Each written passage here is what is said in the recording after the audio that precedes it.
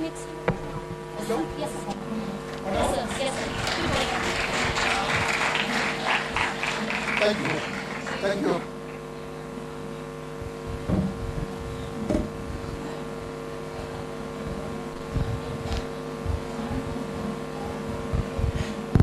So very good morning to all of you. Very good morning.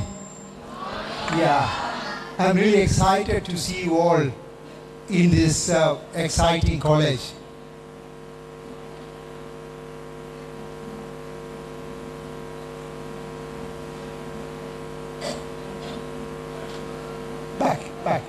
Back.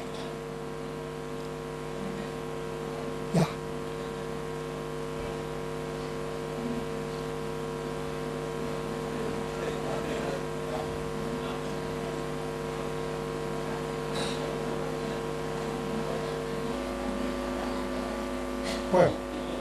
Puedo.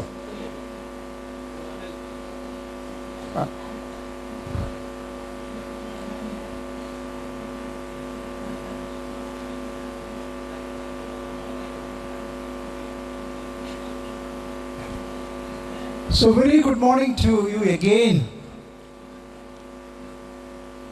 So what I'm going to talk to you today is about nanotechnology. How many of you heard about nanotechnology? Raise your hand. Raise your hand. One, only one, two, three, four, 5, 6, 7, 8. Oh, quite a lot. Yeah. Thank you. So I'm going to talk to you about nanotechnology. And in the first slide, we have two beautiful pictures here. You see? The top, that is a gold nanoparticles. And this is silver nanoparticles. So we can see these nanoparticles with a powerful microscope. Can we see നമുക്ക് കണ്ണുകൊണ്ട് nanoparticles കാണാൻ പറ്റുമോ? എന്തുകൊണ്ടാ? They are very, very small. Pardon? Very, very tiny. We cannot see with your naked eye. We need powerful microscope. വളരെ powerful microscope ഉണ്ടെങ്കിൽ നമുക്ക് ഈ nano കാണാൻ പറ്റത്തുള്ളൂ. This is a atomic force microscope. This is a transmission electron microscope. You see? I am from Mahatma Gandhi University. I want to show you a picture of who is this? Yes, father of our nation, Mahatma Gandhi. And my university was started commemorating the father of our nation. കോട്ടയത്തെ സർവകലാശാലയായിരുന്നു ഇന്ത്യയിൽ ആദ്യമായിട്ട് മഹാത്മാഗാന്ധിയുടെ പേരിൽ ഒരു സർവകലാശാല തുടങ്ങിയത്. So wherever I go, always I start my presentation with a picture of father of our nation, because we were the first to start a university in the name of the father of our nation. How many of you visited our campus? Raise your hand. 1, 2, 3, 4. This, okay, thank you. When did you visit? With your parents. Okay, thank you. See, this is the main campus of the university. നിങ്ങളുടെ പലരും campus വന്നിട്ടില്ല. You are most welcome to our campus. നിങ്ങൾ 12ൽ പഠിക്കുന്ന എത്ര പേരുണ്ട്? 12ാം ക്ലാസ്സിൽ പഠിക്കുന്ന എത്ര പേരുണ്ട്? 12ൽ. How many students studying for 12th grade? 12th grade 1. 11th grade? 11th? 10th grade? Okay. So my message is, my university has lots of undergraduate program. We are starting 4 years of bachelor's program in chemistry, in physics, in biological sciences, computer sciences, social sciences, languages and all. We are starting 4 years program. We've already started 4 years program. Those who are interested, you can come to our campus for study. Now, I'm going to show you my first slide. What is nanotechnology? And what does nanotechnology mean to you? That's my first slide. Nanotechnology, what article a couple of sentences, who can tell about nanotechnology? Can you tell? Who can tell about nanotechnology? What is nanotechnology? ആർക്കെങ്കിലും പറയോ? No. Okay, I'm going to show you my first slide. What is nanotechnology? What is this? Eh?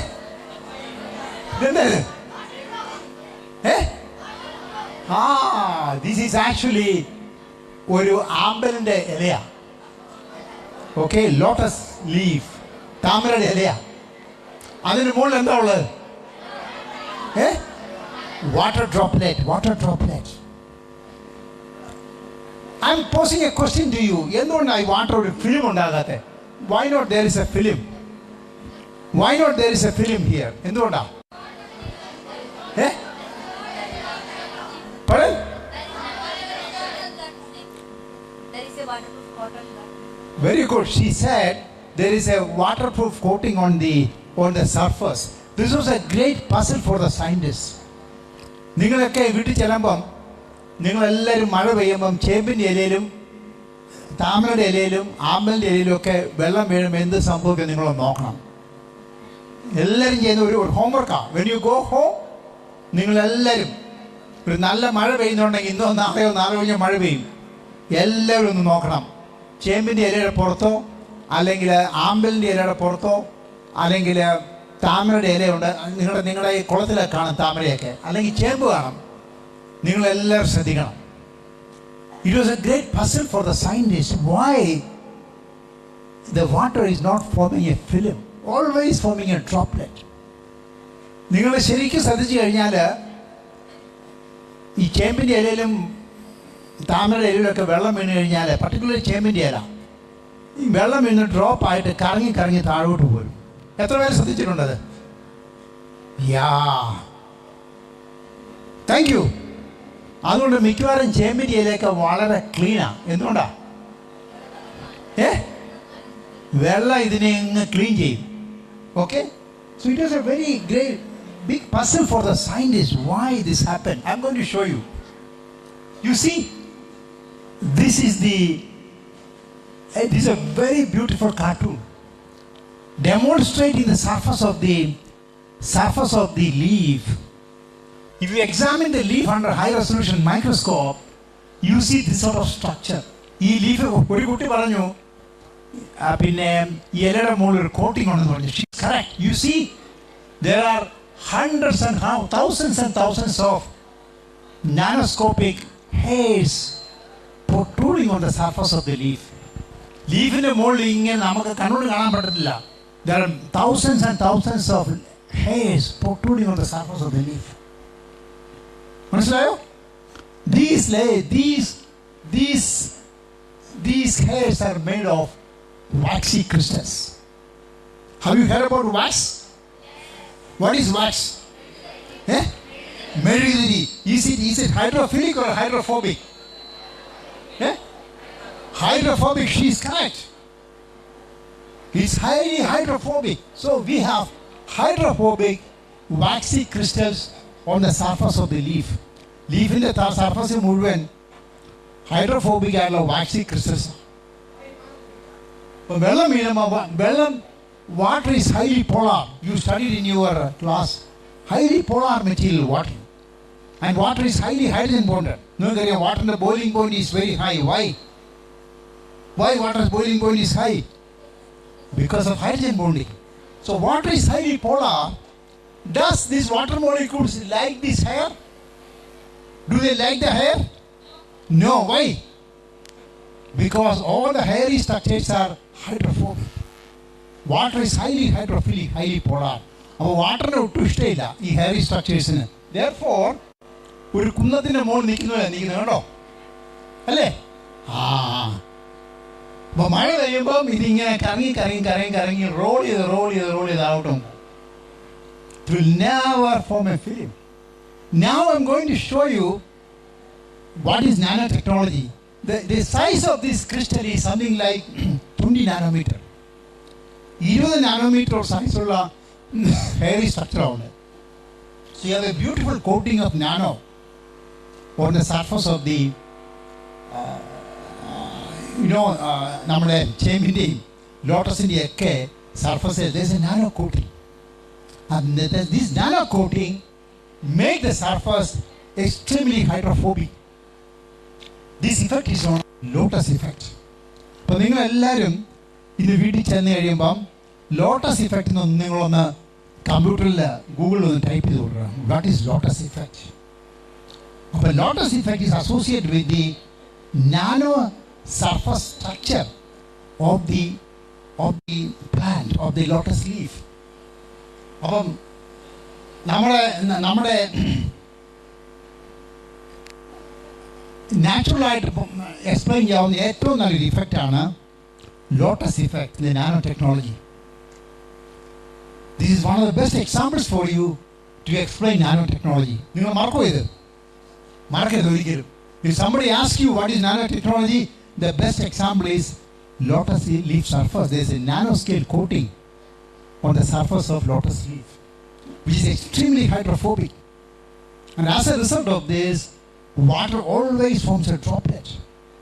The contact angle between this surface and water could be 150 or 160 degrees. So it forms a very high contact angle.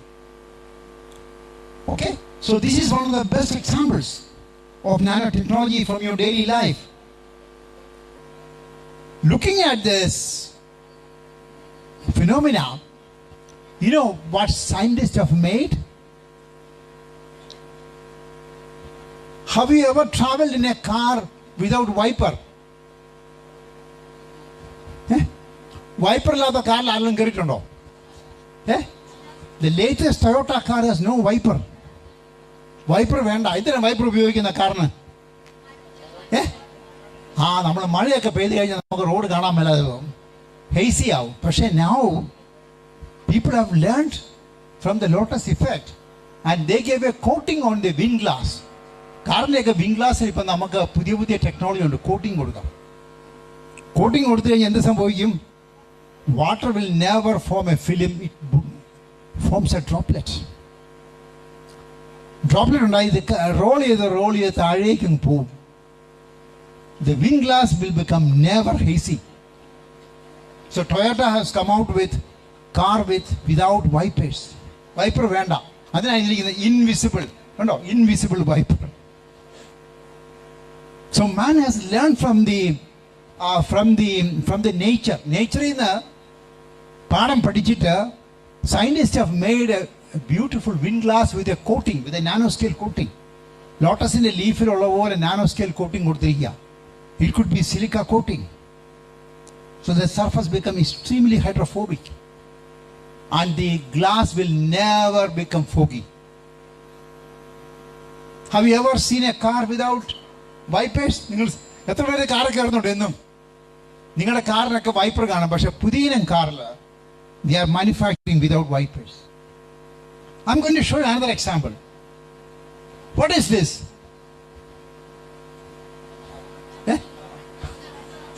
എന്താ ഇത്? ഇംഗ്ലീഷിൽ പറയുന്ന പേര് ഗെയ്ക്കോന്ന.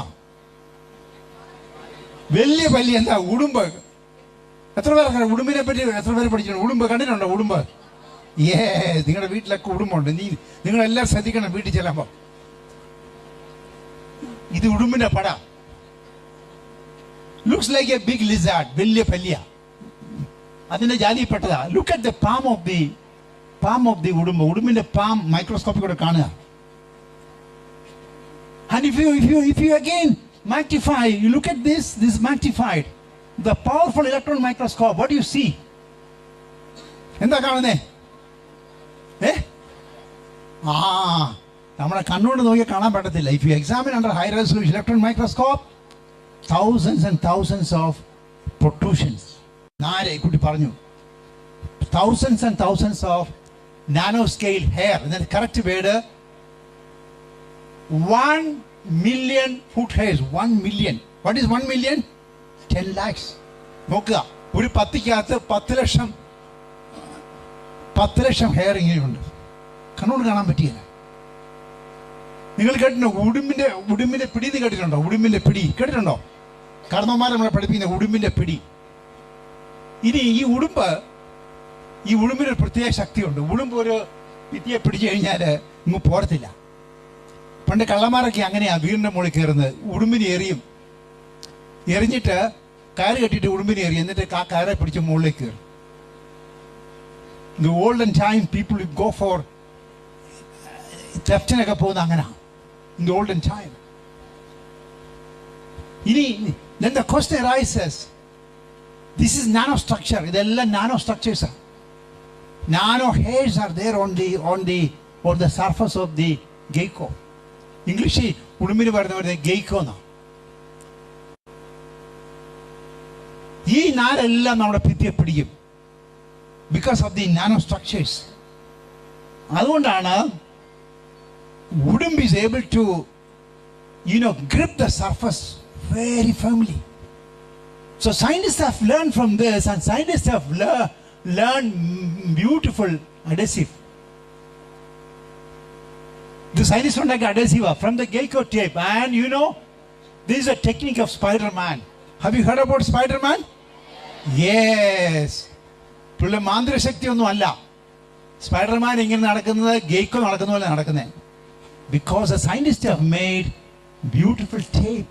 നിങ്ങളെല്ലാം sello tape ഉപയോഗിക്കുന്ന ആളാണ്. Sello tape. ഈ ടേപ്പിന് പ്രത്യേക ശക്തിയുണ്ട്. ഫോഴ്സ് കൊടുക്കുന്നതോറും ആൾ കൂടുതലാണ് ശക്തി പിടിക്കും. Normally cello tape, you attach with the surface. When you apply big force, it comes out, but this will not come out. You see, this is called gecko sticky tape. Gecko market നിങ്ങൾ എല്ലാവരും ഇന്ന് വീട്ടിൽ പോകുമ്പോൾ ഒന്ന് ഗൂഗിളിൽ type ചെയ്തിടണം gecko sticky tape. It is available in the market. That is the secret of Spider-Man.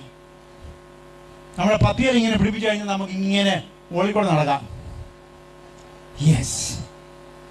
Okay.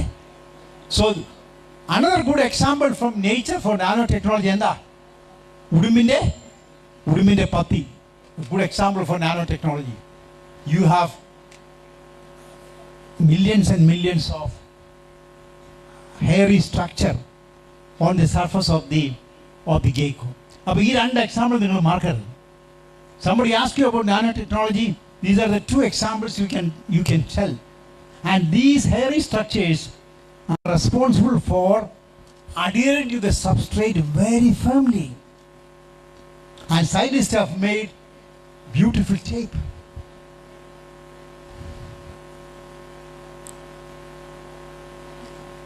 Now, I'm going to show you, I'll skip some of this. I'm going to show you now history of nanotechnology.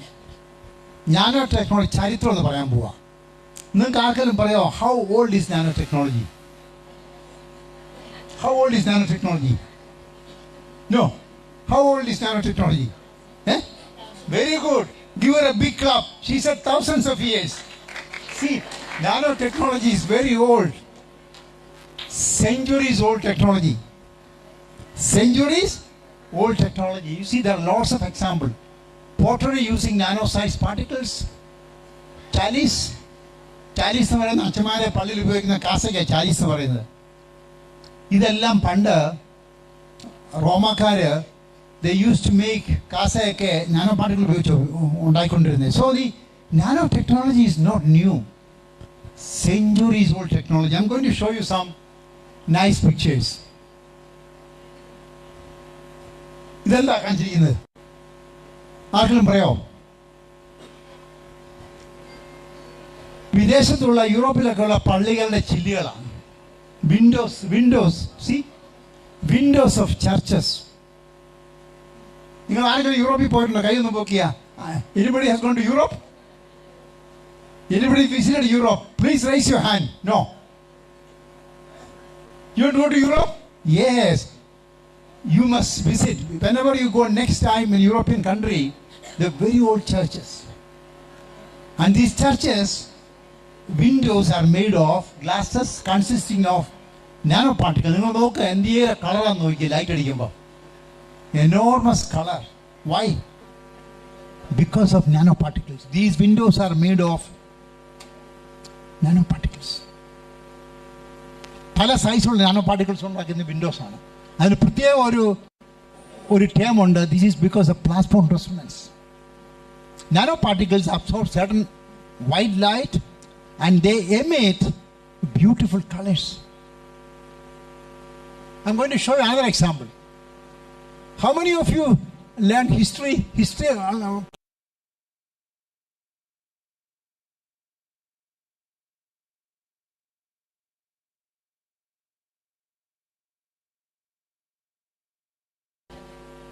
The Muslim kings used to win the war.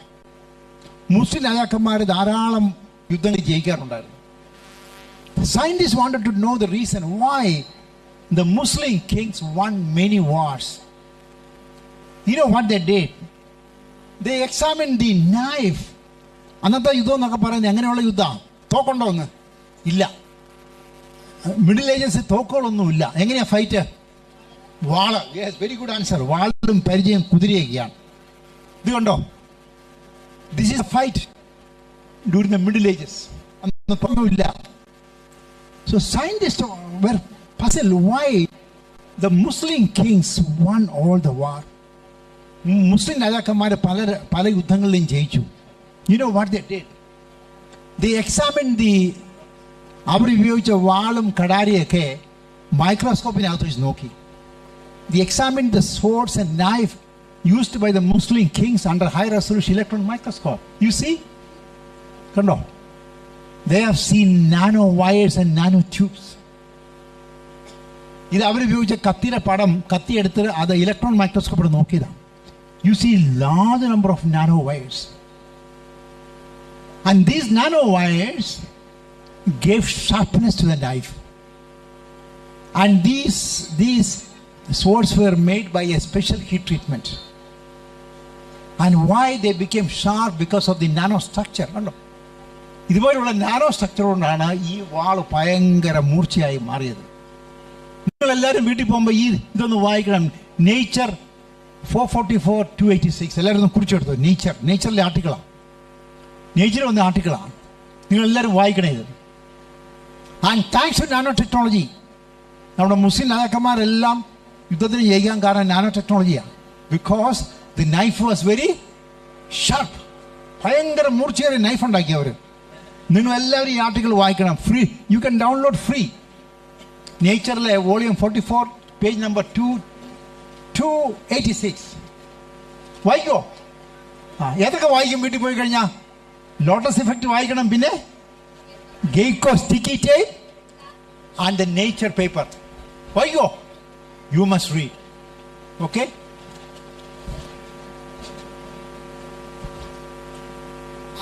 I'm going to show you another example. ഇത് അവർ ഉപയോഗിച്ച നൈഫാ. കണ്ടോ? അവത്തിലെ bands നോക്കുക. Because of nano technology. ഇനി I'm going to show you another example.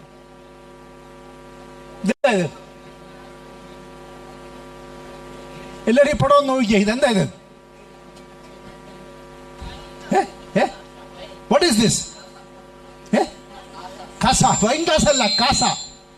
ഒരു കുട്ടി പറഞ്ഞു wine glass അല്ല, അച്ഛന്മാർ പള്ളി ഉപയോഗിക്കുന്ന കാസയാണ്. അച്ഛന്മാർ പള്ളി റോമിലെ ഇത് നിങ്ങൾക്ക് കാണണമെങ്കിൽ you should go to London museum. ഇതിന്റെ കളർ മാറുന്നുണ്ടോ? Yes. Why the colour changes?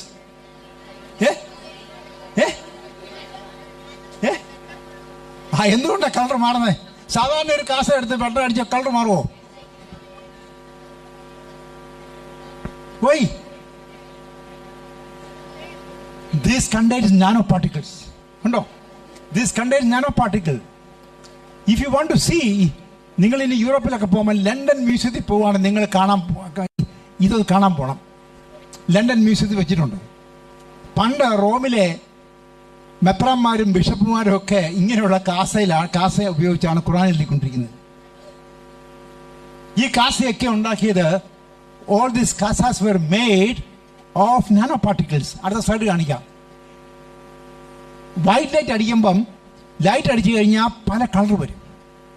Because it contains gold and silver nanoparticles of varying sizes.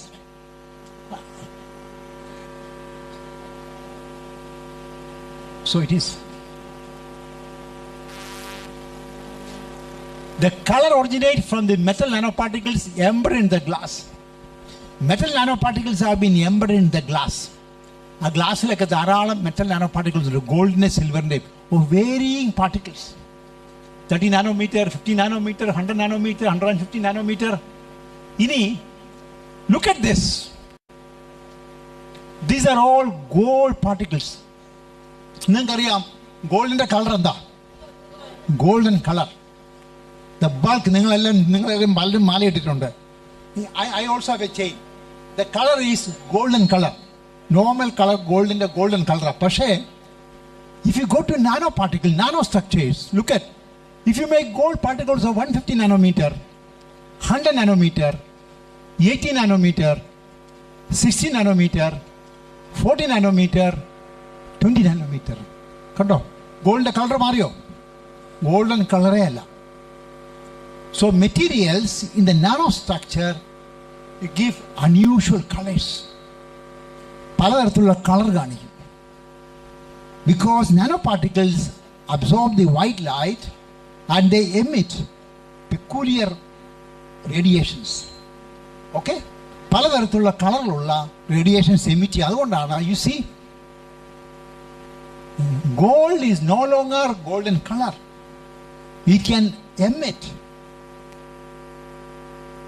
of varying wavelength. Now I'm going to show you. അപ്പോൾ നിങ്ങളിത് മറക്കുമോ? Never forget the കാസാട് കഥ ആരും മറക്കരുത്. നിങ്ങൾ വൈകുന്നേരം വീട്ടിൽ പോകുമ്പോൾ ഇന്റർനെറ്റ് നോക്കണം. ഇന്റർനെറ്റ് ഇത് അടിക്കേണ്ടത് ലൈക്ക് കർഗസ് കപ്പ് എന്ന് അടിച്ചു കൊടുക്കണം. ലൈക്ക് കർഗസ് കപ്പ്, കാസർഗോഡ് ഇംഗ്ലീഷ് പേരാണ്. And that is made of nanoparticles. Who is this picture? ധാരാ ഇത്? What was his invention? Michael Faraday ഏറ്റവും വലിയ ഇൻവെൻഷൻ ആയിരുന്നു. മൈക്കൽ ഫാരഡേ കൊളോയിഡല്ല ഏറ്റവും വലിയ ഇൻവെൻഷൻ ആയിരുന്നു ഇലക്ട്രിസിറ്റി. മറക്കരുത്. That was the great invention of Michael Faraday. പക്ഷേ Michael Faraday was the first to make nanoparticles. ഉണ്ടോ? മൈക്കൽ ഫാരഡേ വലിയ കെമിസ്റ്റ് ആയിരുന്നു. He was a good physicist and a chemist. Michael Faraday അദ്ദേഹത്തിന്റെ ലബോറട്ടറിയിൽ nano particles ഉണ്ടാക്കി. എന്നിട്ട് he is showing to the Royal Society of London കൊണ്ട് കാണിക്കുക. Royal Society കാണിക്കുക, I have made beautiful nanoparticles. ഒരു ഗ്ലാസ് ട്യൂബിനകത്ത് ഉണ്ടാക്കിയിട്ട് he is showing the Royal Society of London that I have made. So if you trace the history of nanomaterials, we have to start from Michael Faraday, who discovered colloidal gold in 1857. So never forget the name of Michael Faraday, who was the first who made gold nanoparticles, gold nanostructures.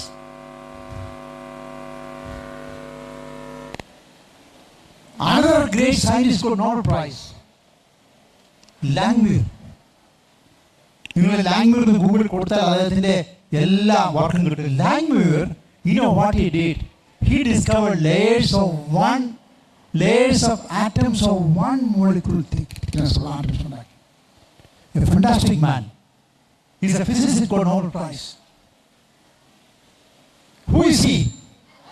Yes, Albert Einstein. നിങ്ങൾക്ക് എല്ലാവർക്കും അറിയാവുന്ന പ്രസിദ്ധനായ Nobel Prize winner, born in Germany, great scientist, and he gave a quantitative theory for the colloidal particles of nanostructures. ഒരു theory develop ചെയ്ത് നാനോസ്ട്രക്ചേഴ്സിന് theory develop ചെയ്ത സയൻറ്റിസ്റ്റാണ് Albert Einstein. So he also significantly contributed. I'm going to the next slide. Who is this? നിങ്ങൾ കണ്ടിട്ടുണ്ടോ? A great man, he is considered the father of nanotechnology. അദ്ദേഹത്തിന്റെ പേരാണ് Richard Feynman. A physicist who got Nobel Prize. He got Nobel Prize in 1965. ഇനി അദ്ദേഹത്തിന് ഒരു വലിയ പ്രസംഗമുണ്ട്. There is plenty of room to work at the nano scale. അദ്ദേഹത്തിന് വലിയൊരു പ്രസംഗമുണ്ട്. 1959 അദ്ദേഹം ഒരു വലിയ പ്രസംഗം നടത്തി. at the American Physical Society, there is plenty of room at the bottom. എന്ന് പറഞ്ഞാൽ അദ്ദേഹം പറഞ്ഞതിൻ്റെ അർത്ഥം, so you can assemble nanoparticles together and you can make large number of devices of varying work functions. നമുക്ക് nano പാർട്ടിക്കിൾസിനെ assemble ചെയ്തിട്ട് നമുക്ക് ധാരാളം device ഉണ്ടാക്കാൻ സാധിക്കുമെന്ന് അദ്ദേഹം 1959 predict ചെയ്തു. That is what all the nanotechnologies do now. You assemble nanostructures together, you make sensors. You assemble nanostructures together and you make batteries. You make solar cells. അപ്പോൾ ധാരാളം കാര്യങ്ങൾ നമുക്ക് നാനോ സ്ട്രക്ചർ ഉപയോഗിച്ചുകൊണ്ട് ചെയ്യാവുന്ന ലോകത്തിനെ ആദ്യം പരിചയപ്പെടുത്തിക്കൊടുത്ത ആളാണ് റിച്ചർഡ് ഫെയ്ൻമാൻ. നിങ്ങളെല്ലാവരും വൈകുന്നേരം ചെല്ലുമ്പം ഇൻ്റർനെറ്റിൽ പോയി അദ്ദേഹത്തിൻ്റെ പേപ്പർ വായിക്കണം. ഫേമസ് ആയ ഒരു ലെക്ചർ അദ്ദേഹം കൊടുത്തത്. There is plenty of room at the bottom. That was a statement he made at the beginning of his lecture. പേര് മറക്കോ? എന്താ അതിൻ്റെ പേര്? പറഞ്ഞേ. What is his name? Richard Feynman is the father of nanotechnology. Next one. A very famous scientist who gave the name of nanotechnology. ഇദ്ദേഹത്തിൻ്റെ പേരാണ് കൊടുത്തിരിക്കുന്നത്. His name is Norio Taniguchi of Japan. He gave the name nanotechnology to the world. Nanotechnology to the world ലോകത്തിന് പരിചയപ്പെടുത്തിക്കൊടുത്ത സയൻറ്റിസ്റ്റാണ് Norio Taniguchi of Japan, a very famous scientist. ഇനി people could not see nanostructure with the naked eye. നിങ്ങൾക്കറിയാം, നമുക്ക് കണ്ണുകൊണ്ട് nano കാണാൻ പറ്റത്തില്ല. These two people made a very famous microscope. This is called scanning tunneling microscope. Short form STM എന്നാണ് പറയുന്നത്. STM. അവരുടെ പേരാണ് Gerd Binning and Heinrich Rover. They made the first scanning tunneling microscope. With that, you can play with atoms. You can pick up atoms. You see, he's not a Nobel Prize winner, but he was the first. His name is Don Eagler. He was the first who picked up atoms. ഓരോ ആറ്റത്തിനെ അദ്ദേഹം പെരുക്കി അദ്ദേഹം എന്ത് ചെയ്യുന്ന ചോദിച്ചാൽ കമ്പനിയുടെ പേരെഴുതി അദ്ദേഹം. എന്താ എഴുതിയിരിക്കുന്നേ? IBM. അദ്ദേഹം എന്ത് ചെയ്തു? You know what he did? Using a microscope cantilever, he picked up seven atom. He picked up 7 atoms and he wrote the company's name. So what I want to say is, using microscope, you can play with atoms. You can pick up atoms. And he wrote his company's name. പുള്ളി IBM-ലെ scientist ആയിരുന്നു. Don Eagler. നിങ്ങൾ എല്ലാവരും വായിട്ട് പോകുമ്പോൾ നോക്കണം. What Don Eagler did? He picked up atoms, 7 atoms one by one, and he put it on a nickel frame. ഒരു nickel സർഫസിലാണ്. This is a nickel surface. ഈ ഓരോ ആറ്റവും 7 atom. So he picked an atom and named the company's name. Okay? So now you can play with atoms. You can pick up atoms with the cantilever of the microscope. This is a famous man. You know his name? Sumino Ijima. What he did? He invented carbon nanotube. Carbon nanotube, CNT. What are the allotropic forms of carbon? Have you studied? This you study in your elementary class. So he invented carbon nanotube. അദ്ദേഹത്തിന് Nobel Prize കിട്ടിയില്ല. People believe that he might get Nobel Prize. ഇതാരാ ഇത്? Have you heard about graphene? Yes, 2 scientists got Nobel Prize in 2010 for the invention of graphene. What is graphene? What is graphene? Yes, നിങ്ങളുടെ pencil എന്താ? നിങ്ങൾ pencil ഉപയോഗിക്കുന്നവരാണോ? What is pencil made of? Graphite. Graphite ഇതുകൊണ്ട് ഗ്രാഫൈറ്റിൽ ഇതുപോലുള്ള layers, these graphite കണ്ടോ, ഗ്രാഫൈറ്റിൽ graphic layers ഇങ്ങനെ അടിഞ്ഞു കൂടിയിരിക്കുക നിങ്ങളുടെ pencil. You know what Andre and Constantin did? അതേ ഒരു സ്കോച്ച് ടേപ്പ് എടുത്ത് ടേപ്പ് എടുത്തിട്ട് ഗ്രാഫൈറ്റിൽ അങ്ങ് പിടിപ്പിച്ചിട്ട് വാച്ചിങ് നടക്കും ഓരോന്നോരോ. So you could make layers of graphene. Graphite എല്ലാം കൂടെ ഇങ്ങനെ അണിഞ്ഞടിഞ്ഞിരിക്കുക because of intermodal interactions. They are all held together. So Andre and Constantine removed graphene layer from graphite. നിങ്ങൾക്ക് മനസ്സിലായോ? പെൻസിൽ എന്ന് പറയുന്നത് ഗ്രാഫൈറ്റിന്റെ ഗ്രാഫീൻ ലെയേഴ്സ് ഇങ്ങനെ സ്ട്രോങ് ആയിട്ട് അടിയിൽ ചെയ്തിരിക്കുക. That is pencil. Now what is these scientists did? They used a tape. നിങ്ങളൊക്കെ ഒട്ടിക്കാൻ ഉപയോഗിക്കുന്ന സ്കോച്ച് ടേപ്പ് ഉണ്ട്. മറ്റേ ടേപ്പ് അല്ല, സിമ്പിൾ ടേപ്പ്. എന്നിട്ട് ഗ്രാഫൈറ്റ് അങ്ങ് പൊട്ടിച്ചിട്ട് വാച്ചിങ് എടുത്തു. So they could get single layers of graphene. And because of this invention, they got Nobel Prize. Don't forget these names. 3 people got Nobel Prize. You know what they did? They made nano engines, nano machines. നമ്മുടെ ശരീരത്തിൽ കൂടെ കയറ്റിവിടാവുന്ന invisible ആയിട്ടുള്ള nano engines they have made. These 3 people got Nobel Prize.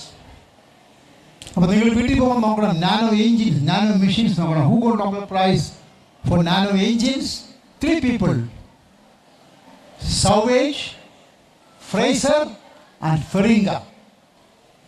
They share the Nobel Prize of for nano engines.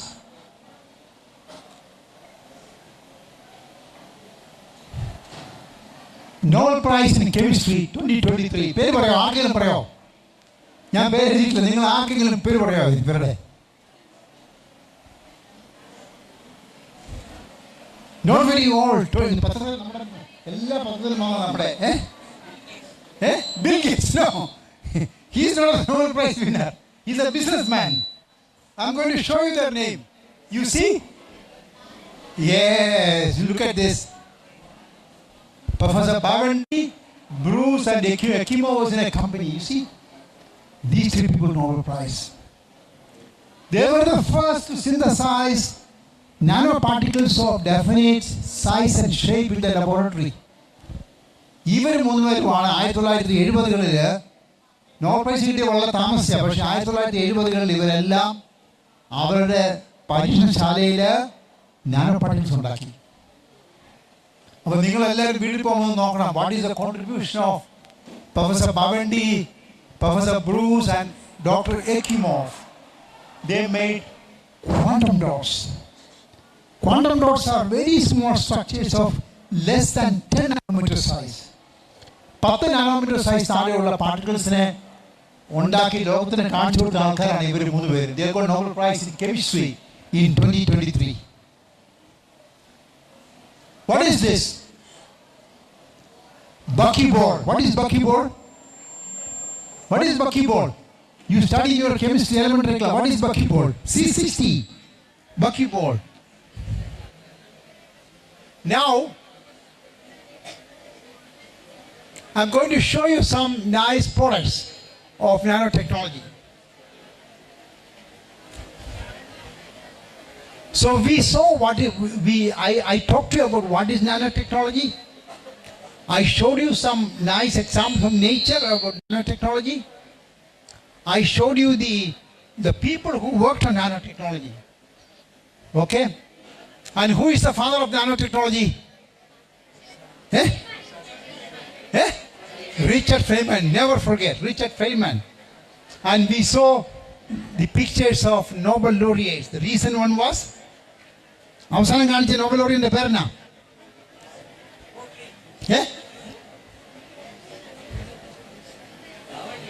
Bhavandi, yes.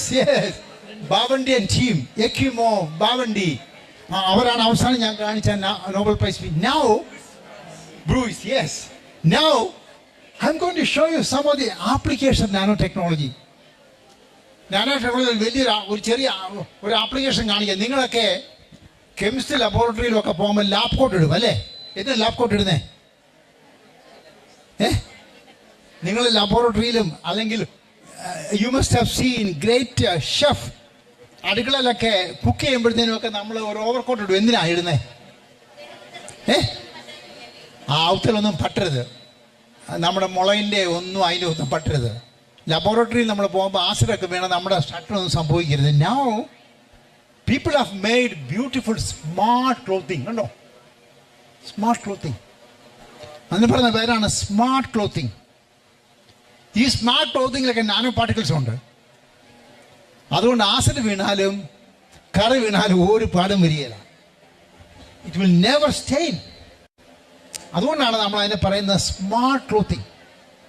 ഈ smart clothing പട്ടാളക്കാർക്ക് important ആണ്. നിങ്ങൾക്കറിയാം, when you go for a warfare there will be lot of toxic gases. These toxic gases will be absorbed by the nanoparticle and saving the life of the soldiers. അപ്പോൾ ഇതൊരു വലിയൊരു മേഖലയായിട്ട് വളർന്നു വന്നിരിക്കുകയാണ്. നിങ്ങൾ മറക്കരുത്, nano particle embedded clothing. Now in Europe you can have shirt with nano particle. നമുക്കറിയാം, നമുക്ക് ഒരു ദിവസം ഷർട്ട് ഇട്ട് കഴിഞ്ഞാൽ പിന്നെ നമുക്ക് ഇടാൻ പറ്റുമോ? എന്തുകൊണ്ടാ? മുഷിന്ന സ്വെറ്റിൻ്റെ മണമായിരിക്കും അല്ലേ?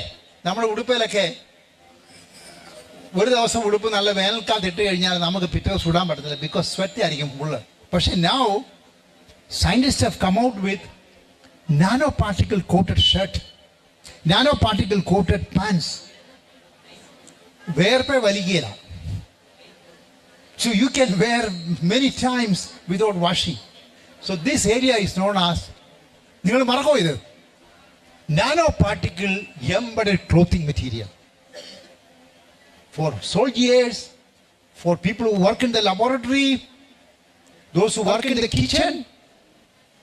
എന്ത് വീണാലും ഒരു പാഠം ഉണ്ടായില്ല, ഒരു സ്റ്റെയിൻ ഉണ്ടായില്ല.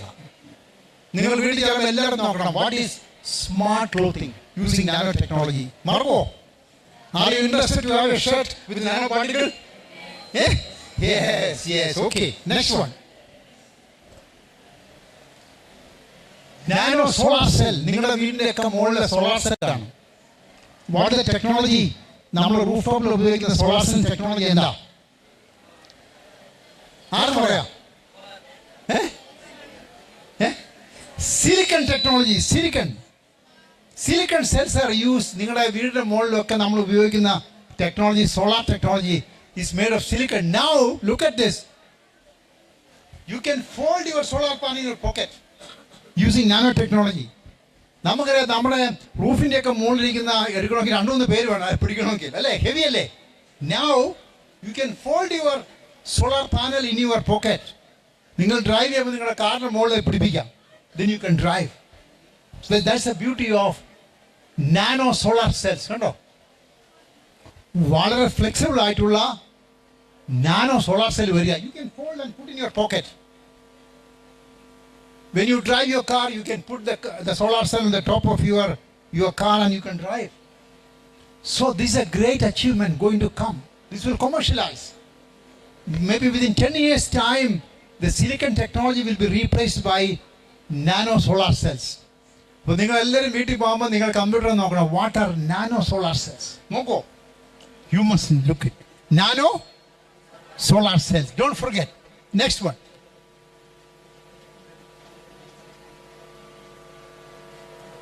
നിങ്ങൾ ഈ പടം നോക്കുക. Use of nanotechnology for various fields. Automotive. ഞാൻ പല കമ്പനികളുമായിട്ട് വർക്ക് ചെയ്യുകയാണ് ഓട്ടോമോട്ടീവ് സെക്ടറിൽ using nano technology. My area of interest is more on the tyre. കാറിൻ്റെയൊക്കെ ടയർ നാനോ ടെക്നോളജി ഉപയോഗിച്ച് ഉണ്ടാക്കുക. കാറിൻ്റെയൊക്കെ പല ഭാഗങ്ങൾ യൂസിങ് നാനോ ടെക്നോളജി ഉണ്ടാക്കുക. എന്തിനാണ് നാനോ ടെക്നോളജി ഉപയോഗിക്കുന്ന കാറിന്? Why you use nano technology for car? എന്തിനായിരിക്കും? Anybody?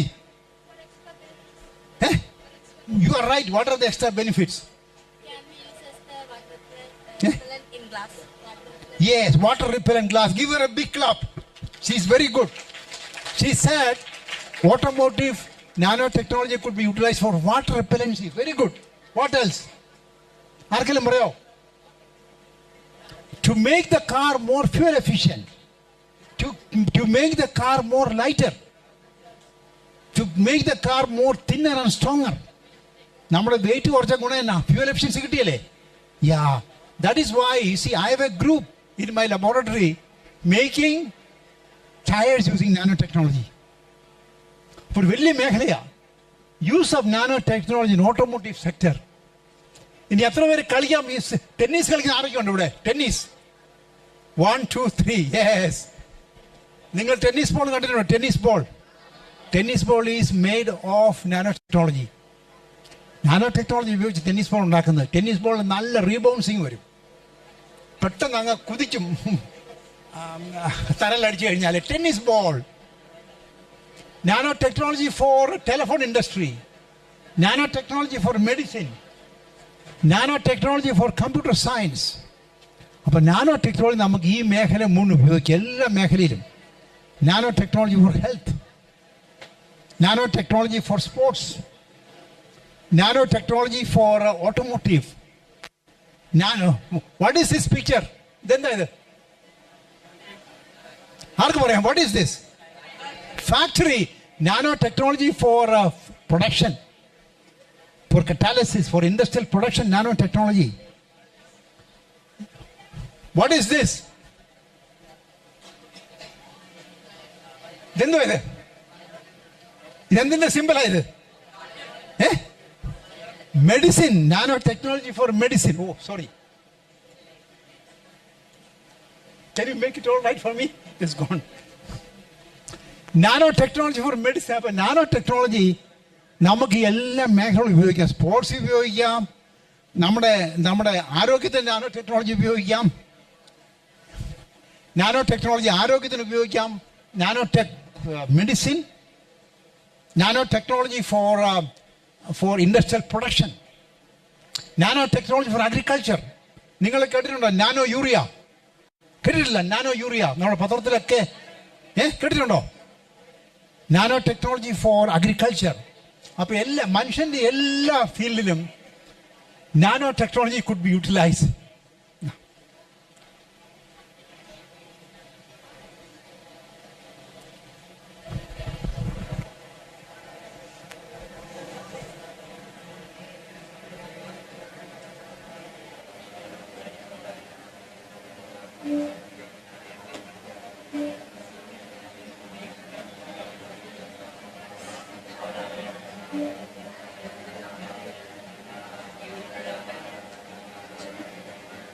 Yeah. Yes.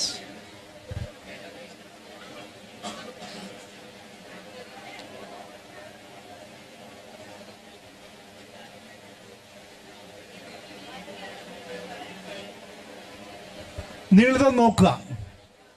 The use of nanotechnology in various industrial fields. ഈ സൈഡ് എല്ലാവരും നോക്കണം. You see, nanotechnology has lots of economic impact.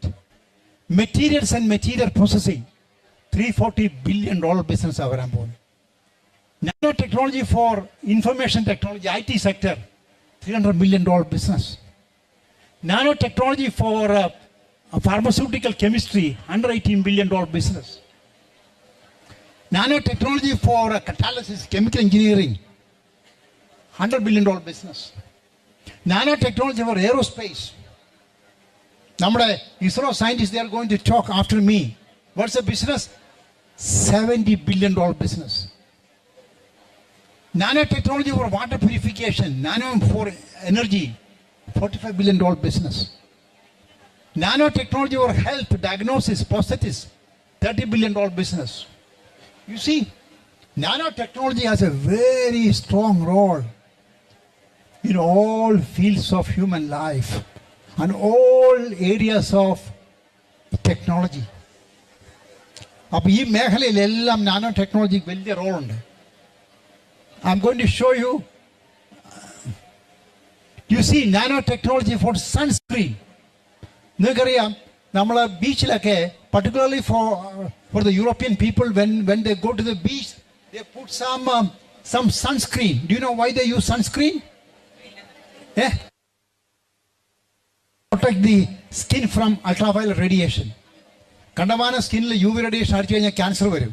So now technology for making sunscreen. Nanotechnology for lipstick. Nanotechnology for cosmetics. Nanotechnology. Now I'm going to show you a nice example. Look at this. Nanotechnology for cancer. This gentleman has a cancer here. No. He has got a cancer. We have a cancer growth. And you inject nanostructures, nanoparticles in the blood below. Okay? You inject nanoparticles to the bloodstream. Then you apply a magnetic field. All the nanoparticles go to the cancer tissue. Okay? Then you give some you expose it to laser. With a laser expose here. What happened? These nanoparticles start vibrating. Vibrating. This cell in a matram kill. So nanotechnology for cancer treatment is very strong. You see, afterwards he's fully recovered. Fully cancer no. This is a good example that nanotechnology could be utilized for cancer treatment. You can inject nanoparticles in your body. Then you apply magnetic field. You put all these nanoparticles into the cancer tissues. Then you apply laser light. These nanoparticles vibrate, emit heat, and the heat is actually kill these cancer tissues. So this is a very important technology. Nanoparticle assisted cancer therapy, and particularly gold nanoparticles are being used. Gold nanoparticles are ഉപയോഗിച്ചാണ് ഇത് സാധനം ചെയ്യുന്നത്. You see, nanoparticles could be put in your shoe. എന്നിട്ട് നമ്മളൊക്കെ നടക്കുമ്പം a lot of mechanical energy is produced, and this mechanical energy could be converted to electrical energy using nanotechnology. You see, energy storage we can use nanotechnology. I can show you another example. Nanotechnology on aerospace in a big way, particularly self-healing aero components. Now, nanotechnology for automotive parts. Carന്റെ പല പാർട്ടും nanotechnology ഉപയോഗിക്കുന്നു. Carന്റെ metallic parts could be replaced using nanoparticles embedded plastic components.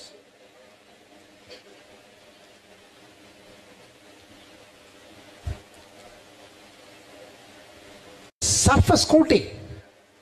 പല സർഫസിൽ നമുക്ക് നാനോയുടെ coating കൊടുക്കാം. നാനോയുടെ coating കൊടുത്തു കഴിഞ്ഞാൽ you can avoid surface crack. You can make flame resistance. നല്ല flame resistant material ഉപയോഗിക്കാൻ പറ്റും. I can show you a good example. Look at this. This is polypropylene with nanotechnology.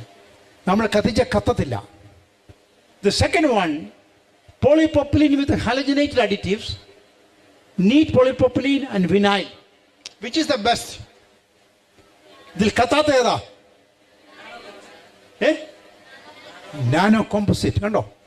ഇപ്പൊ നാനോ പാർട്ടിക്കിൾസ് നമ്മൾ ചേർത്ത് കഴിഞ്ഞാൽ the material could be flame resistant. നിങ്ങൾ പത്രത്തിലൊക്കെ വായിക്കും, very often we have lots of fire hazards. തീപിടുത്തത്തെ പറ്റി നിങ്ങൾ കേട്ട് കാണും.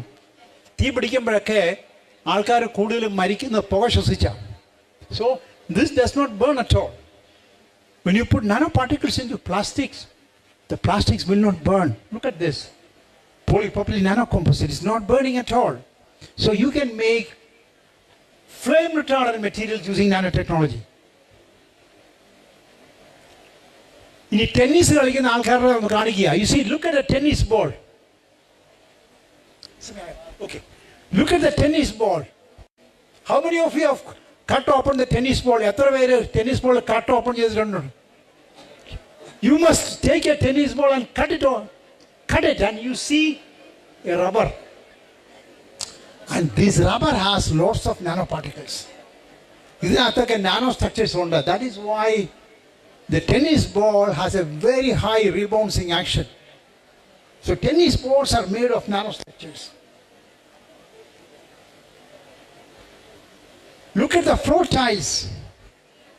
Floor tiles you can put nanostructures. You see, this is a floor tile. ഇതിനകത്ത് ഏത് കാണിച്ചിരിക്കുന്ന floor tile ഒക്കെ nanoparticles ഉണ്ട്. Over the bees, all the bee, you all must have noticed the tiles after a while. It become, very hazy and become dirty. നിങ്ങൾ നോക്കുക nano particle filled tiles ഈ ടൈലൊക്കെ tiles ഒക്കെ with nano പാർട്ടിക്കിൾസാണ്. It will never get faded. നല്ല വെട്ടിത്തിളങ്ങ് nano particle assisted tiles ഉപയോഗിച്ച് കഴിഞ്ഞാൽ this nano particle assisted glass. നമ്മൾ കുളിക്കുമ്പോഴൊക്കെ കുളിമുറിയിൽ കുളിച്ചു കഴിഞ്ഞാൽ ഉടനെ നമുക്ക് നോക്കിക്കഴിഞ്ഞാൽ ഗ്ലാസ് ഇങ്ങനെ ഹേസി ആയിട്ടിരിക്കും. നിങ്ങൾ നോട്ട് ചെയ്തിട്ടുണ്ടോ? The glass become hazy because of water particles. So now if you can use nanoparticles, this what is coated with the nano, it become never hazy. Probably I will go to the last part of my talk. Yes, this is also quite important. Dear students, when you deal with the nanoparticles, we have to take extreme precautions. Once nanoparticles get in your body, it will not go out. It can go to your brain, it can go to your liver, it can go anywhere. Therefore, there is always a risk in the workplace. If you are becoming a nanochemist or nanophysicist or nanoengineer, please be careful about the risk involved with nanoparticles. So you have to take extreme precautions. You have to make multiple masks and extreme precautions. And this is my last slide. Nanotechnology is a very powerful new approach that will change our industries and our life. നമ്മുടെ ഇൻഡസ്ട്രിയെയും നമ്മുടെ ലൈഫിനെയൊക്കെ nanotechnology മാറ്റിമറിക്കും. So we have to bring this technology sustainably, without causing any harm to the ecosystem, and that can benefit the humanity. Now look at this slide. This is a very symbolic slide. You know what is the diameter of the earth? 8,000 mile diameter. That is the diameter of the earth. How many people now? 9 billion people on earth. Look at this. 8-inch diameter nanomaterial, 10 billion components could be put. You see, that's the beauty of nanotechnology. 10 billion components could be put in 8-inch diameter.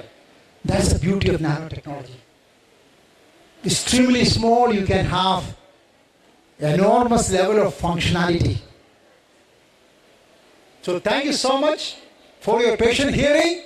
And I want you to read more on nanotechnology, and I hope some of you will become brilliant nanochemists or nanophysicists or nanoengineers. All the best. Thank you. Thank you, sir, for the enlightening and thought-provoking session. Your insight into nanotechnology have truly expanded our understanding of how science and the smallest scale can transform the world. We are deeply grateful for your time, wisdom, and the inspiration you have shared with us today, sir.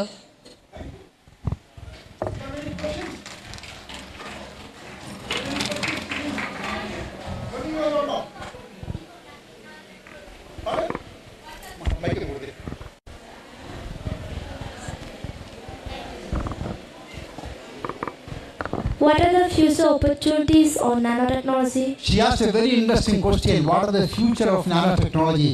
The future of nanotechnology is enormous. Medical application. For example, cancer treatment, nanotechnology plays a very big role. Nanotechnology for water purification. Nanotechnology for air purification. Nanotechnology for agriculture. So the future of nanotechnology is bright and enormous potentialities.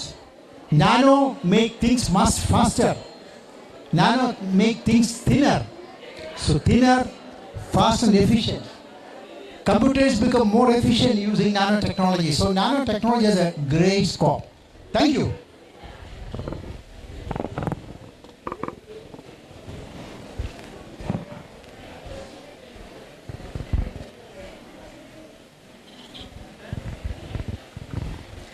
Thank you, sir. From the incredible opportunities at nanoscale, we now expand our vision to something far greater. Let us go beyond our planet and explore the advancement in space exploration. It is a great privilege to introduce Dr. V. Ashok, former Associate Director of the Vikram Sarabhai Space Center under ISRO, currently serving as the Professor at Satish Dhawan Space Center.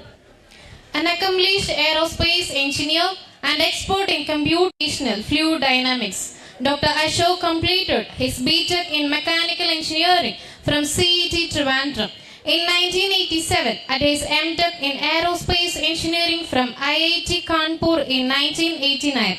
He later earned his doctorate from the Indian Institute of Space Science and Technology in 2013. Joining VSSC in 1989, he devoted over 3 decades to advancing aerodynamics, CFD code development and rocket technology.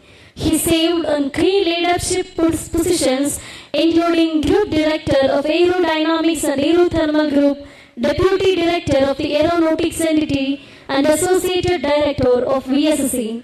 He played a pivotal role in developing indigenous CFD tools like Pixel 3D and mentoring Pravaha, strengthening India's aerodynamic simulation capabilities. His contributions have been instrumental in major missions including LVM-3, Chandrayaan-3, PSLV Aditya L1, reusable launch vehicle missions, scramjet missions and the upcoming Gaganyaan mission. Today, as he speaks on space missions, past, present and future, we look forward to understanding India's incredible journey in space and the exciting road ahead. With great respect, we warmly welcome Dr. V. Ashok to address the gathering. So please. So good morning to all of you. Good morning. So previous lecture was nanotechnology. ഏറ്റവും ചെറിയ സാധനമാണ് ഞങ്ങളുടെ അവിടുത്തെ ഒരു ഹാളിൽ ഇങ്ങനെ എഴുതിയിട്ടുണ്ട്. The role of infinitely small is infinitely great. So that is nanotechnology. Very, very small things. From very small things now we are going to a huge, vast universe. So that is the space technology. Space, is infinite. There is no limit for space. We belong to the Milky Way galaxy. Sun itself is so huge that Earth is a small planet. In that small planet, we are in Asia, in India, in Kerala. You just see how small we are as compared to the universe. So that is the vastness of the universe. So let me talk about our space challenges.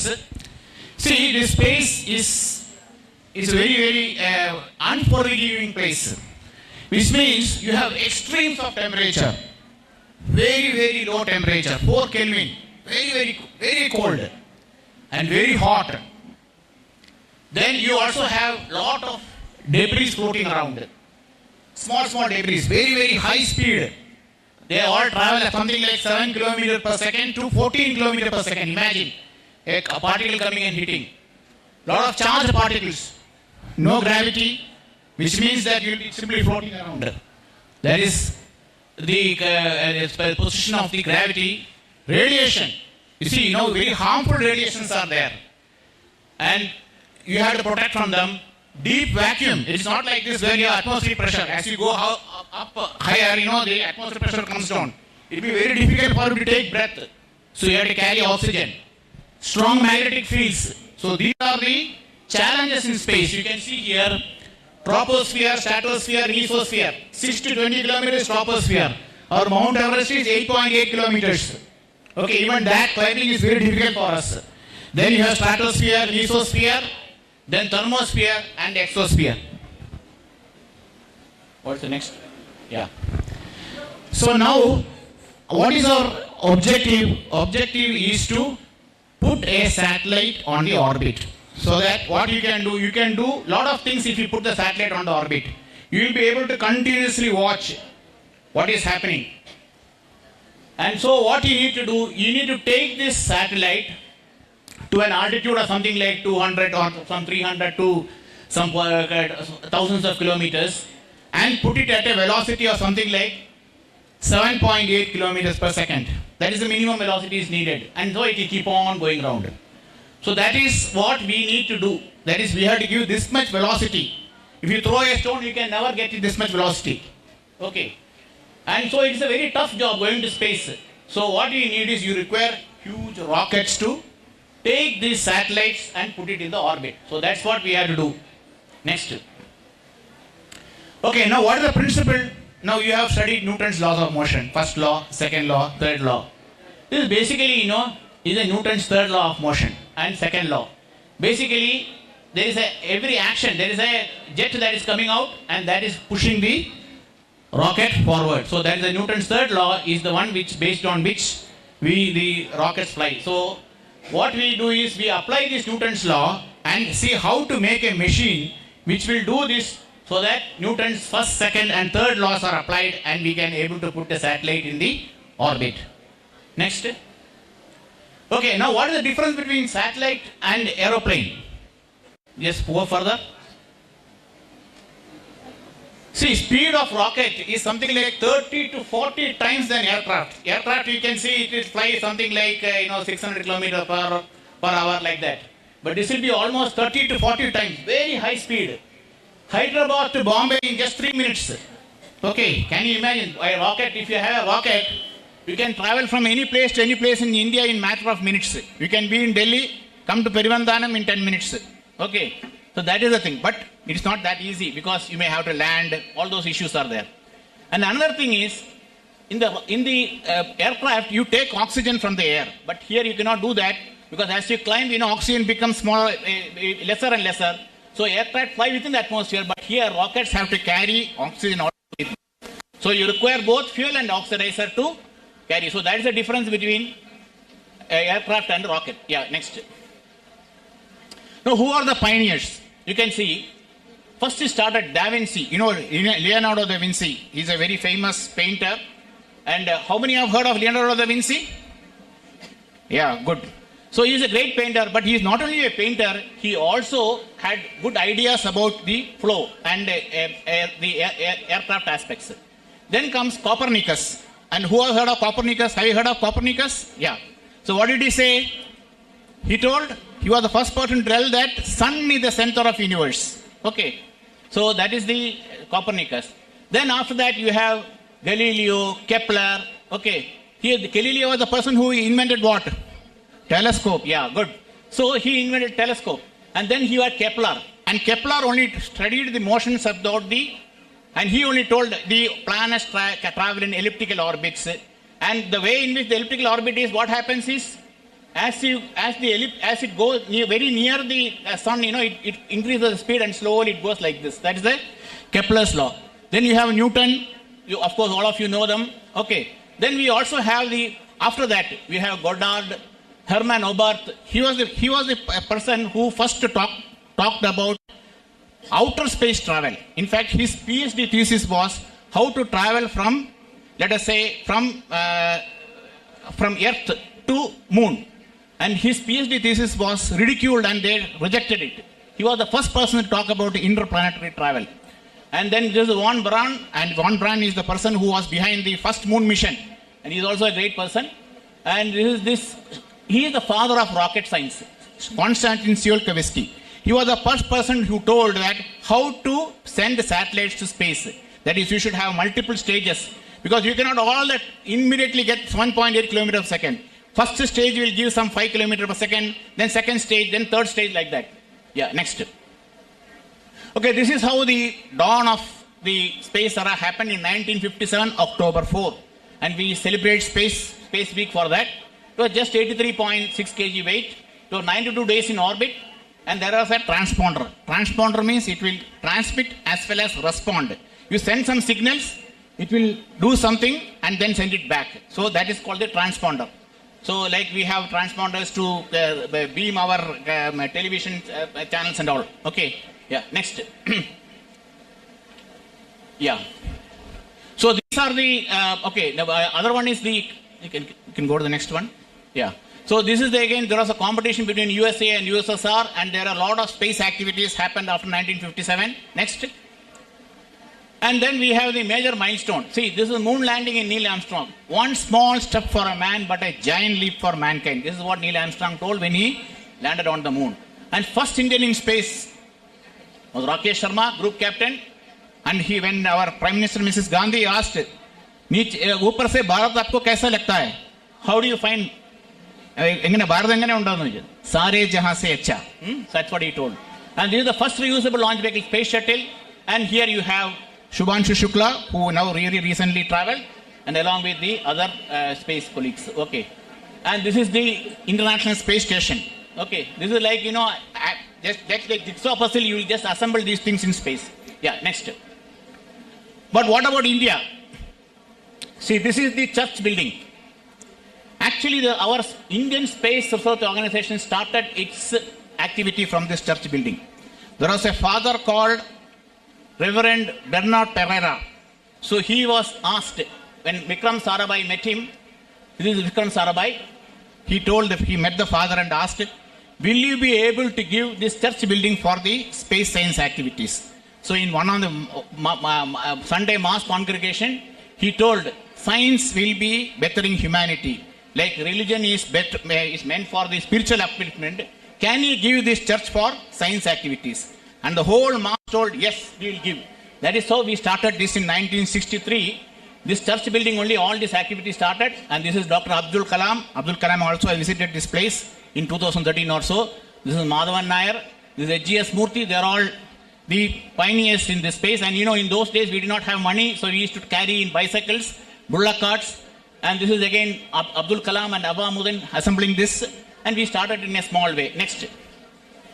Okay. So this is how we try to harness space technology for the national development. Yeah, next one. So this is the first sounding rocket, Nike Apache in 1963. Okay, next. Well, why did we choose Tumba or the Kerala as the place for the rocket launching station? The magnetic equator passes through this place. And if the magnetic equator passes through this place, there are a lot of advantages. We can study some phenomena called the equatorial electrojet in the ionosphere. So these ionospheres, if you have the GPS in the car. Now when this GPS sends signals from the satellite, when your car is positioned, the satellites are also beaming signals. It passes through the ionosphere and it will cause some distortions. So we have to quantify those distortions and make corrections. So for this particular phenomena has to be studied. Now we are studying that, and those days they did for pure science. And for studying this equatorial electrojet, this particular magnetic equator passing through this has a lot of advantages. So that is how we chose this, and this became the lead center for launch vehicle development. Yeah, next. Now this has become a space museum. Yeah, next. Now this launch vehicle now is like a human body. You can see this is the passenger. Payload is the passenger where you have to put the satellites. Navigation and guidance. It tells where I am. Like, you have your car, you have GPS, that is kind of navigation. It is telling where you are actually located. So that is the eyes of this. So, locating the present position of the rocket. Okay. Then you have telemetry. It is telling the distance and it is doing the measurement. Then there are some high energy materials to fire the rockets. They are called pyros. Then the rocket has to be controlled. If it is going in some path, it has to be controlled. So that is called the limbs of this. Then avionics is the brain. There is a computer sitting here and it is telling what each time it has to do. Suppose rocket is going in some path, it is telling no, don't go in this path, you change it. So there is a computer sitting there telling each and every time what that rocket has to do. In fact, every 20 millisecond, 1 millisecond is what? 1/1000th of a second. Every 20 millisecond it tells what the rocket has to do. So such a system is there, and the whole structure and propulsion is the food. That is where you have the solid liquid propulsion like that. Yeah, next. Well, this is the liquid propellant rocket where you have both liquid fuel, that is you have oxidizer and fuel, and there's a pump and there's a combustion chamber. In solid, both oxidizer and fuel are mixed and kept, and this is what is done in the Sriharikota, and you can see here these are all the this is in IPRC in Mahendragiri. Next. Well, this is the staging of the vehicle. Now what we can see here is this is the satellite, and this is the payload, equipment bay. These are the various parts, and all these things together will make a rocket, and with this only we will be able to put the satellite in the orbit. So this is how it is. Propellant is 90%. Most of the weight is carried by this propellant. Structure is 9.5%. A very small portion is only the payload. Yeah, next. So these are the various stages in which how the rocket is integrated. You can see this is the first one is T minus 2 months. It takes almost like 2 to 3 months to assemble a rocket and launch it. And this is T minus 1 week. Okay, this is T minus 1 month. Yeah, next. Okay, this is the PSLV integration, and this, you take this and you move to that launch pad, and then from there you launch it. It takes months, days, minutes, seconds, and in milliseconds we will try to calculate and see how the rocket goes. Okay, next. Well, this is how the rocket is getting tracked. As the rocket goes, it has to be tracked and seen where the position of the rocket is. So it follows like this. You can see here. At each time when the rocket is there, it is going along this line, and it is going in this path. That is the trace of this line, and how this altitude is varying, and this is all tracked by this radar, and all these things are electronics. Okay, yeah. Next, this is the PSLV. Yeah. Now, why do we have the rocket launching stations in the eastern side? There is a reason for that. You know, Earth spins from west to east, is it not? So you have an additional of 1,650 kilometers per hour if you are launching from equator. If you are launching slightly above, it is 1,550 kilometers per hour. So you have an extra additional velocity if you launch from the eastern side. So that is why most of our launch things will be in the eastern side, so that you get a free ride from the rotation of the Earth. So that is why eastern launches are there. Yeah. Next. Well, this is the vehicle assembly building. These are the various parts of the launch pad, and here is where you do the launch control center, where whole launch activities are getting controlled. Okay, and this is the multi-object tracking radar, and this is the PSLV on the first launch pad. This is the launch tower, and this is how the launch is taken. Yeah. Next. Now, these are how big is this launch vehicle. Now, you can see here, this is the SLV-3. This is a 12-story building. 40 meters is the thing. Okay. Now, SLV-3 is this. ASLV is still not 12-story building. PSLV is bigger than that. It is bigger than 40-storied. And what is the weight? 245 cars is the weight of this. Okay. GSLV is 345 cars. And this is the biggest now. We can launch the heaviest satellite with this launch vehicle, which is 525 cars. And how much payload we can carry? 8 cars payload we can carry in this. Okay. Approximately something like 4 tons we can carry. And this is the latest launch vehicle called a small satellite launch vehicle. Okay. Next. Now let us see the application of satellites. You know what is satellite? Satellite is what? Yeah, it orbits around the planet. Okay. So there are natural satellites, like Moon is a natural satellite of Earth. And artificial satellites is where man-made, they rotate around the Earth. And why do you want to rotate around? We want to do so many things. We want to do telecommunication. We want to do reconnaissance. We want to see what is happening in the enemy territory. Okay, so many things can be done with these artificial satellites. Yeah, next. Now see, this is how it is. Now there are various types of orbits are there. And there are orbits which are very near the Earth. They are called low Earth orbits. Okay. Then medium Earth orbits and geostationary Earth orbit. So these are the way, and there are different heights in the Earth. Next. Yeah, so low Earth orbit is 160 kilometer to 150 kilometer. From 160 to 150 kilometer, 1,500 kilometers. Medium Earth orbits are 500 to 20,000. And geosynchronous is 36,000 kilometers. 36,000 kilometers advantage. You can go to the next slide. Now you can see here that if you are in 36,000 kilometers, now you can see there are orbits which is going like this. When the Earth rotates, the whole Earth can be mapped. You can see here when it goes like this, it can be mapped. So these are the different inclination of the orbit. This is 90-degree inclination.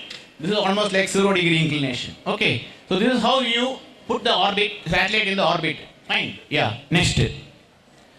Now you see here, this is 36,000 kilometers. It is watching the same point throughout. So that means if I put a satellite in 36,000 kilometers, as it rotates with the Earth, it will be pointing to the same position. So it is very good for transmission. That's for TV and other purposes. This is very good. It's for a geostationary orbit. Okay. And this is sun synchronous orbit. It is passing through the same time every day actually. Suppose it passes through Perivandanam at 9 o'clock in the morning. Tomorrow also it will pass 9 o'clock. Day after tomorrow also it will pass 9 o'clock. So that is the advantage if we have. So that same lighting conditions are there for the satellite. And if you have same lighting condition, you will be able to compare the pictures. So that is why that's called sun synchronous orbit. And this is, you can see it called Molniya orbit. You can see here the speed increases as it goes here and speed decreases as it comes here. This is called perigee and this is called apogee. Furthest distance from the earth. Okay, yeah, next. Well, now we are talking about how do you go from one planet to another planet. Suppose I want to go to moon. How do you go? So what you do is you give a kick here and then go towards that planet. So this is how the orbit transfer is taking place. Okay. And this, so there is an escape velocity. As you saw, 11.2 kilometer per second. If you are able to throw a stone, it will not come back at all. So that is the escape velocity of the Earth. Because Earth is pulling all the orbits, all the object towards it. And if the velocity is very high, so that it is surpassing the gravitation pull of the Earth, then it will not come back. So that is how it is. So these are the various types of orbits and how you will go from one planet to another planet. Yeah, next. Well, these are the major elements in the satellite. So these are the various things: power systems, communication systems, then spacecraft attitude control system, propulsion, and these are the various aspects, and all these things are done in Bangalore, URSC Bangalore, URO Satellite Center. Okay, these are the things. Yeah, next. Well, this is we are doing satellite testing. Okay, now you know that space has very low vacuum and very extremes of temperature. So we will put a chamber, in a vacuum chamber in which it is a very low pressure is there, and test these satellites so that you will be able to simulate the same environment as it's coming in the deep space. So that is how this is coming, and these are the various types of tests that is done.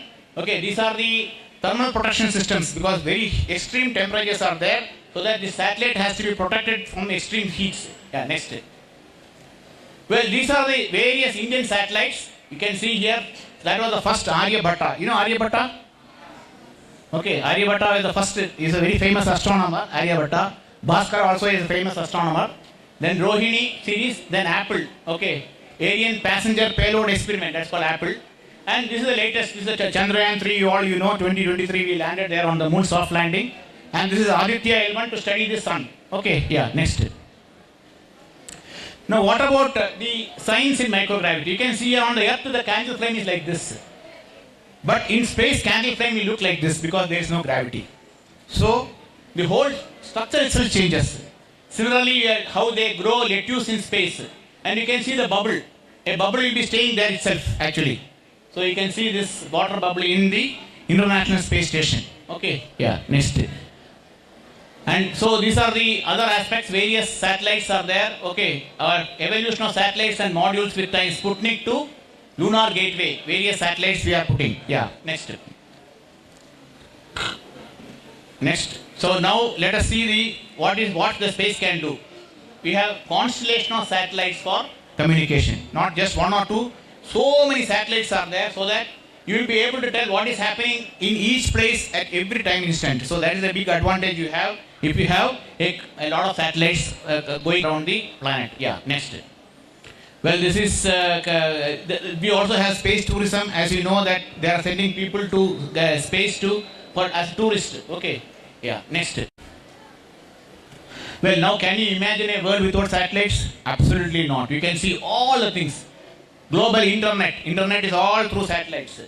Then mapping, weather forecasting, your GPS. GPS is all from satellites only. At any point, everything, your mobile phone is just tracking from the satellites and telling where you are actually. Okay. Then shipping, telecom, banking, internet, TV, GPS. So you cannot simply imagine a world without satellites. So that is the application of satellites is there in each and every part of our life. Yeah, next. Now let us see what the space science we can do. This is our place in the universe. Yeah, next. Next. Okay, we are studying the sun. Okay, sun, the core is around 15.7 million Kelvin is the temperature, very hot. Then you have different zones. Next you go. Yeah. So core is the hottest part of the sun. Then you have the radiative zone, tachyline, all those things are there, which you will study when you study in higher classes. And which is there, photosphere is there. And this is the area which we actually see. This 5700 Kelvin is what we experience now. This is all not coming for us. This is the one which comes as light for us. Yeah, next. So now we are going to study the sun. Yeah, next. Well, so from the sun there are a lot of particles that comes. That's called a solar wind. And you see the speeds, something like 8 lakhs to 5 million miles per hour. That's the speed.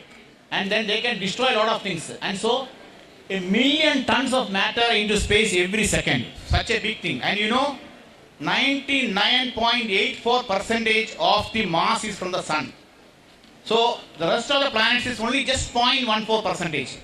So, the entire mass of the solar system is from the sun. Such a massive thing is sun. And that is what is happening. And this sun is the main focus for the solar system. Yeah, next. And so we study about space weather and all. Yeah, next. Next. Okay, now there are some, what will happen if these particles from the sun impact? You have radio blackout. Okay, this can affect the aircraft communications. Then a blackout in Quebec that had occurred. Disruption of telegraph services. Okay, this all happen in various places. And very recently, a Starlink satellite 2022, lot of satellites simply lost contact just because of this geomagnetic storm. So you should be able to predict this a priori and switch off the instruments. So that is why this becomes very important to study the space weather. People who are interested in physics, space physics, this is one of the very important area of space weather. Yeah, and this is another thing is homing pigeons. Okay. Yeah, now this space weather forecasting we have to tell in advance whether this is coming or not. You see here, analyze the real ground data, space-based observation, analyze 27-day and predict the solar storm that is coming. Okay, yeah, next. Now this is the Aditya L1 mission where we wanted to study the sun. Okay. Now this is called Lagrangian point. See, what is the Lagrangian point? This is attracted by the sun. This is also attracted by the earth. At this point, the attraction of this and the attraction of this will get cancelled nearly. So what happens? This will always stay here. The advantage is you don't have to spend any energy in keeping the satellite in that orbit. So that is called the Aditya L1 point, you can say. This is another point called L2. So this time you can all the time see the sun. So when this moves, this also moves like this. Okay. So now this is the L2 point. Okay. This is where you study the deep space. And how much distance is this? This is something like 1.5 million kilometers is this point L1. So that much distance is there from the earth. And this distance is something like 150 million kilometers. Between earth and the sun is 150 million kilometers. Yeah, next. Okay, these are the various payloads. I am not going into details of that. Okay. Yeah. Next one. Okay, now we are talking about the moon. Okay, and the various aspects. Why you have to go to the moon? Any idea? There is something called the helium-3. Helium-3 is very good for going to the moon. Okay, this if you are able to take the helium-3, then you can use for a lot of energy deriving material and also for doing very low temperature. Okay, so that's for rare earth, and these are all the future lunar hubs. Okay, yeah, next. And this is our Chandrayaan-1 mission where we had gone to the moon and done lot of scientific experiments. Okay, and we also studied there is a magnet atmosphere in the moon. Yeah, next one. Okay, and this is the first thing in Chandrayaan when we found that water is there in the moon. Okay, and it was found that water is there in the moon. Yeah, next.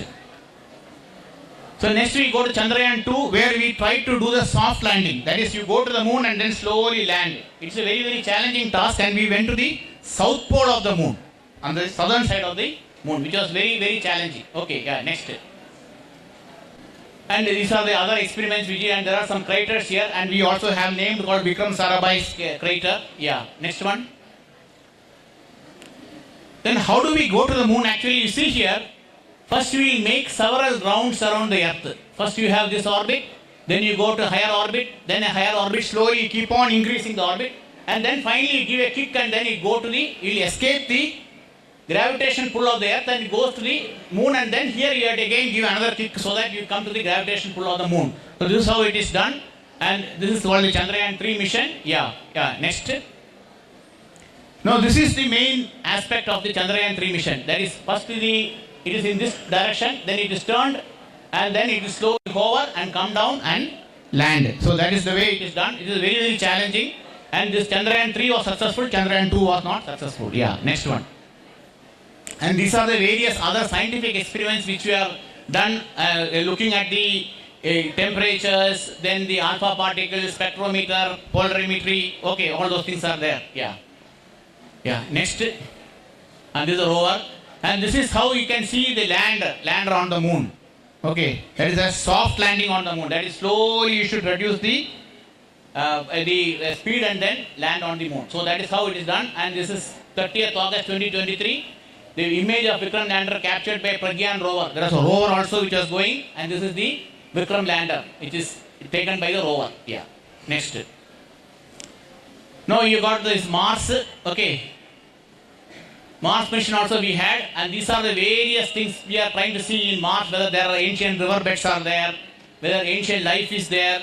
The Olympus moons of the largest mountain in the solar system is greater than 21 kilometers. That is in Mars. And these are the things. Okay, yeah. Next. Now let us see this video of this. This is how this Mangalyaan mission was done. Yeah, this is the PSLV rocket. So it has taken out, and then, so this is the Mars planet you can see here. This is the one, the spacecraft that is trying to get inside, and this is how the Mars terrain looks like. Okay. And this is how you do the mission. Keep on increasing the orbit, and then you go to the Mars, and then do a maneuver so that you get into the gravity of the Mars. So that is how it is done. You can see here, it comes from this Earth, this is Sun, it comes here, and then it will slowly get into the Mars thing. If you don't fire properly, then it will go out. So you should be very careful in seeing that correct delivery of the speed is there so that it gets into the Mars atmosphere. Yeah. Yeah, next. Okay, fine. Okay, this is the details of the Mars orbiter mission. Okay, it was planned for a 6 months mission, and we got all the data, and these are the various payloads of that. Yeah, next one. Now Venus. Venus is another very important mission. Actually Venus, it has 96% carbon dioxide and sulfuric acid clouds are there, extremely hot. 460 degree on the surface. It is, water boiling is 100 degree, is it not? This is 460 degree. And what is the atmospheric pressure here? Atmospheric pressure? 1 bar, no? 1 atmosphere. This is 90 times the pressure what you feel here. It's very, very hot. Okay. And so this is this one, and possibility of microbial life on the moon. Yeah, next one. So we also had AstroSat, where the first observatory in the space. We launch the satellite and keep observing the galaxies. So that is what is done here. And these are some of the furthest galaxies that we saw in the space. Yeah, this is the thing. Okay, next. Now this is the James Webb Telescope. As you know, this is all the time seeing the deeper space. Okay, this is like is successor to Hubble Telescope. And in this was launched in 2021 by Ariane 5. And these are the views of various things. Cosmic cliffs, the star forming region, and different planets are all seen there. Okay, yeah, next. Okay, now these are the various aspects of how the space is being used. Okay, this is the radar system, weather forecasting, balloons. Okay, all those things are there. Yeah, next. Now there is also entrepreneurship in space. Now what you can do, you can also see there are people who are going as passengers. Okay, and Virgin Galactic, SpaceX. Okay, this is a Dragon. So it has all the people who are having a lot of money. They go as astronauts there and then go to the space and come back. Yeah, next. So this is the private participation is there. As you know, there is an agency called Indian National Space Promotion Authorization Center, which is dealing with private firms, and there are a lot of private companies which are dealing with space. Okay, next. And these are the private companies here. This is Skyroot, Agnikul. They are all working in this, and they are trying to make rockets. Not only ISRO, but even private companies are doing it. Yeah, next. Okay. Yeah, so this is the space tourism. This is you can go to a weekly trip. You can go 300 to 400 kilometer.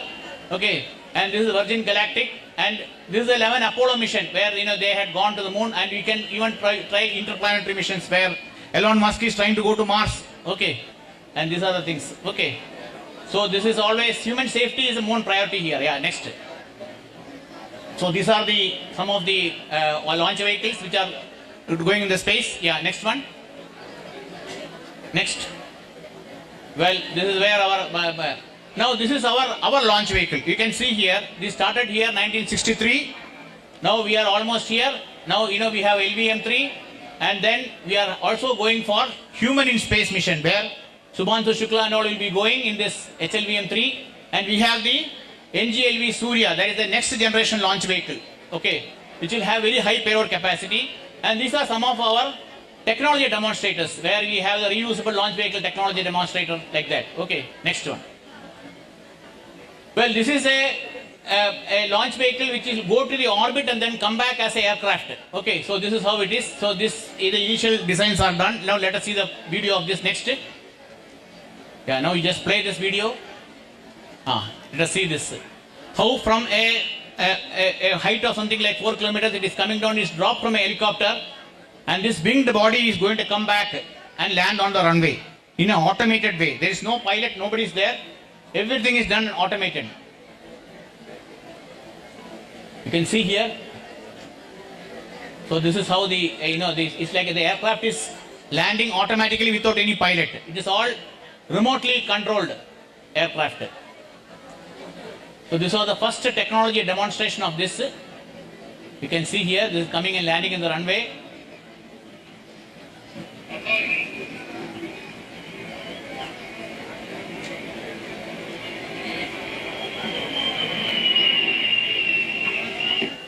So this is a parachute to reduce the speed. Okay. So these are all very interesting things where without pilot itself you do the landing. Okay, fine. Yeah, next. So this is the next generation launch vehicle where we have we have to reduce the cost of the vehicle, and so there is a lot of competition is there. And here we have this LOX methane engines, that is liquid oxygen and methane. Okay, this is the oxidizer, this is the fuel, and here we will try to recover these payloads, recover these stages and come back and like in SpaceX. So we are trying various aspects like vertical takeoff and landing. It takes up and then land like this itself. Okay, yeah, next.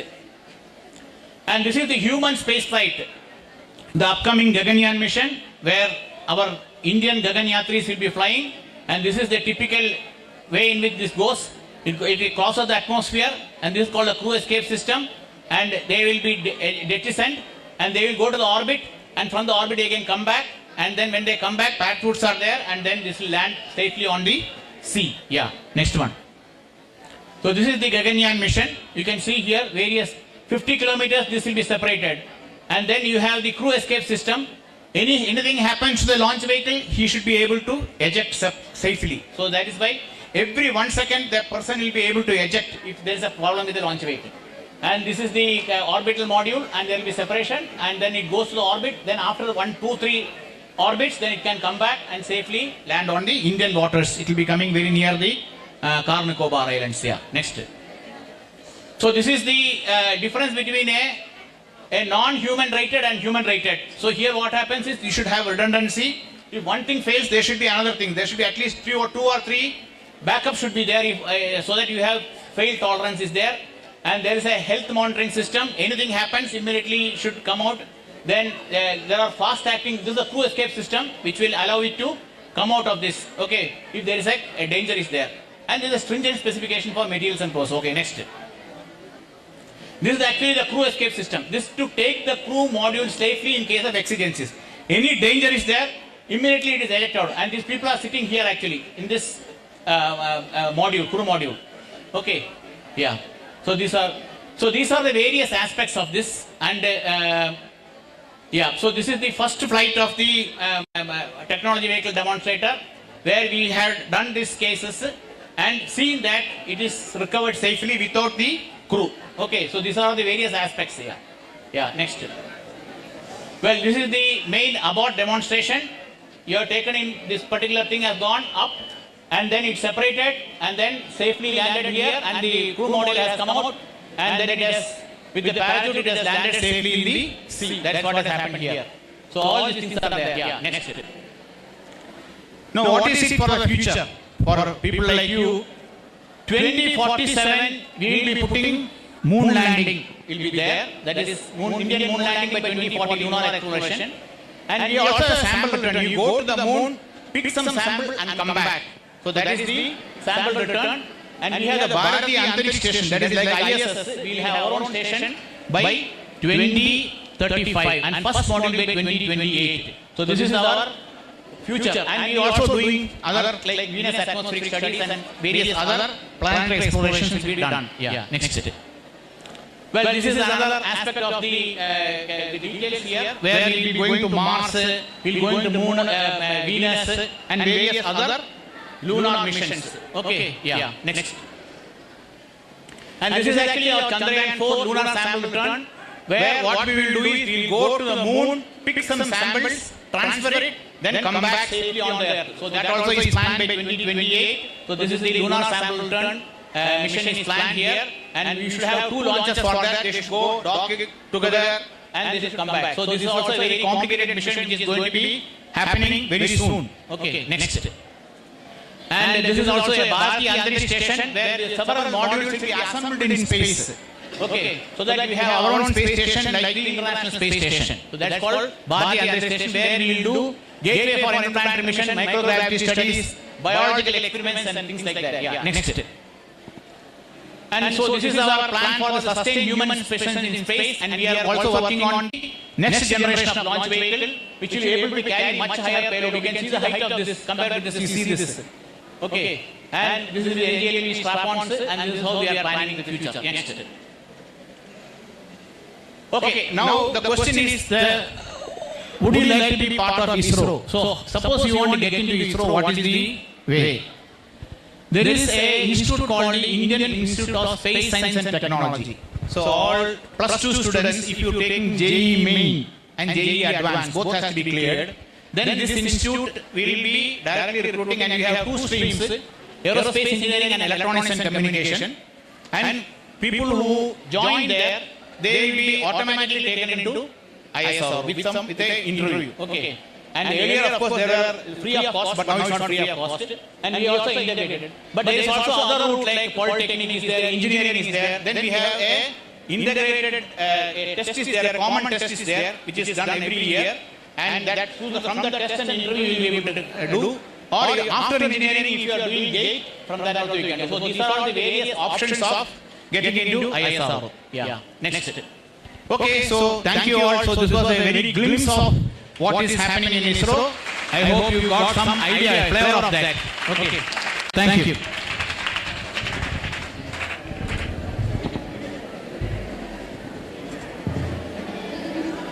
Thank you, sir, for taking us through.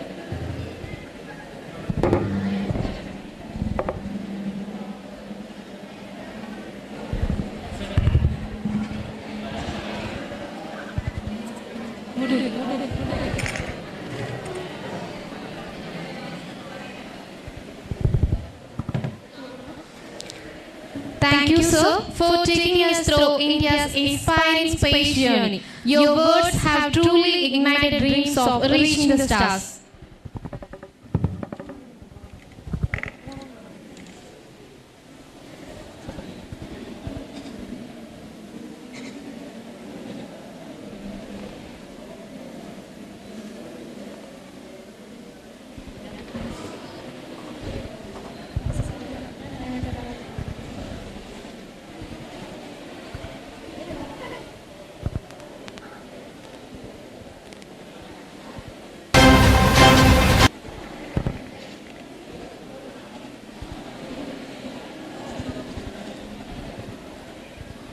Alan from St. Alphonsus Public School will be reviewing the session. You said that reusable engines are extremely hard to make. Why is it so? So reusable engine, one thing is, when you, basically when the rocket increases the speed, then you have to recover back. So mostly what happens is, like in the case of SpaceX, the first stage is required, that is more costly. Because that is something like 2 km per second. From 2 km per second, you have to bring it back to 0 km per second. So a lot of, you have to give either retropropulsion or by other means to reduce the speed. As the second stage and third stage are more difficult, is mainly because then you become like 5 km per second. So when it is 5 km per second, when it comes down, there is a lot of heating that is taking place. In fact, if something comes at 7 km per second, the air itself will not be like air. The oxygen will dissociate and become O. N2 will become N. And then what happens is this becomes very high heating. And so you should have proper thermal protection systems to see that this heat can be maintained. So that becomes very costly, and then we have to reuse this. Then we have to, like in space shuttle we can see, if one tire goes off, it's gone case. Okay. So that is why they normally have the first stage that is recovered, and second and third stage are not, they will not normally recover, because the cost is of recovery may be more than actually the cost you spend for that making the stage itself. But then the SpaceX is having a very idea of covering the entire stage. Then it becomes a game changer actually. So yes, so this is being continuing, and the ideal thing is to have a complete stage recovered. You land, go like a rocket and come back like an aircraft. So that's the best thing to happen. Thank you, Alan. Thank you, sir. Thank you, sir, for taking us through India's inspiring space journey.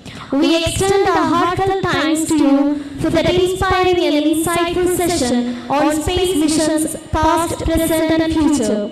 Your experiences and contributions to India's remarkable space journey have truly motivated us and given us a deeper understanding of our nation's achievements in space exploration. We are sincerely grateful for your time, guidance and knowledge you have shared with us today. We now request our respected Principal, Dr. Anthony Joseph Kanjirappally, to present the memento to Dr. V. Ashok as a token of our heartfelt gratitude.